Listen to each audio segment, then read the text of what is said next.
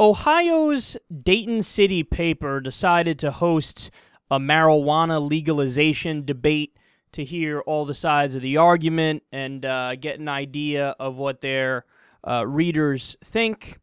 And this happened. That would be about 12,600 arguments in favor of legalizing marijuana and 0 against legalizing it.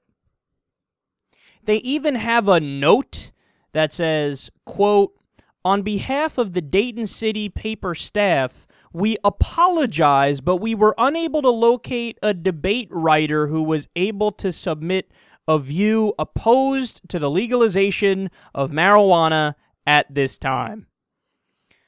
Wow. Now, look, does that mean that there are no arguments against the legalization of marijuana? Of course not. I mean, there are plenty of people who don't think it should be legalized.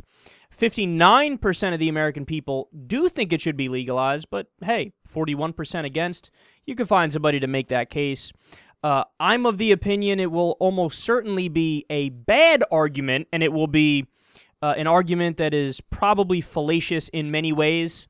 In fact, I don't know how you can make that argument that marijuana should be illegal without being a hypocrite, unless you actually are consistent and say, while we're at it, let's ban alcohol and ban caffeine and Monster Energy drinks and Xanax and all that stuff, right? But I do think this is telling. I do think it's a sign of the times that we live in. See, a lot of people make the argument that, oh, we're just becoming more permissive and loose morals, and that's why people like to smoke. That's one way of looking at it. I like to look at it in the sense that people are finally starting to think about shit, where we pause and we stop and we reflect and we go, wait. People are getting locked up for doing this? People are getting locked up for enjoying a substance that they're choosing to do and they're not hurting anybody else. And it's not even that dangerous. It's impossible. It's physically impossible to overdose on marijuana. So why are we locking people up for this?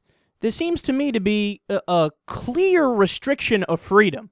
And politicians always like to use the idea of freedom as just something they could say when they're on the campaign trail, but they never actually want to abide by it. Well, if you actually abide by it, you would have to come out and say, as long as you're not hurting anybody else, and you're voluntarily doing something, hey, by all means, go right ahead. It's none of my goddamn business.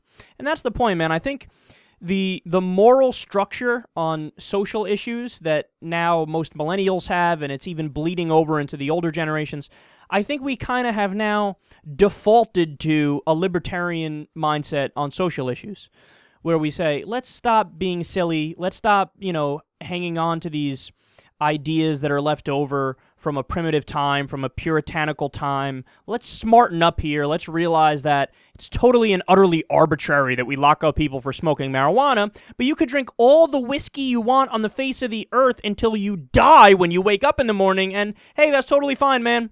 Totally fine. Chug that whiskey, that Jose Cuervo, that tequila, whatever, Jameson, Captain Morgan's, you name it. You can drink whatever the fuck you want, but hey, is that a joint in your mouth? You better stop it with that joint in your mouth, man.